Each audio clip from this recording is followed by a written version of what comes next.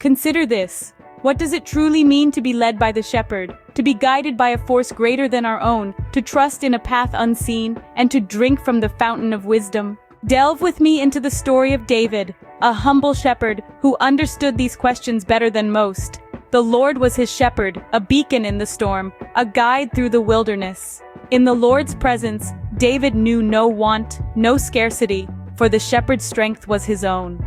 This strength, David tells us, came from the mighty God of Jacob, the shepherd, the stone of Israel. This was a strength not just of muscle and might, but of spirit and faith, a strength that shone forth, radiating like a beacon, leading Joseph like a flock.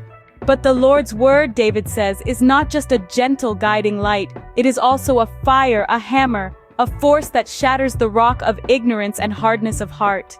When the Pharisees and Sadducees came to receive baptism, they were confronted with this truth.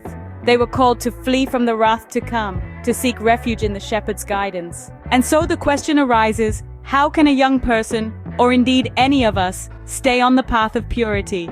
The answer, as David found, is to live according to the word of the Lord. In the city of God, there flows a river of wisdom and truth. Its streams make glad the heart and refresh the spirit. Yet, David laments, his people have turned away from this living water. They have hewn out cisterns, broken cisterns that can hold no water. They have sought sustenance in Egypt and Assyria, forsaking the fountain of living waters. In this tale, we're reminded of the importance of standing firm in our faith, even when others desert us. For it is the Lord who stands with us, strengthens us, and delivers us from the mouth of the lion.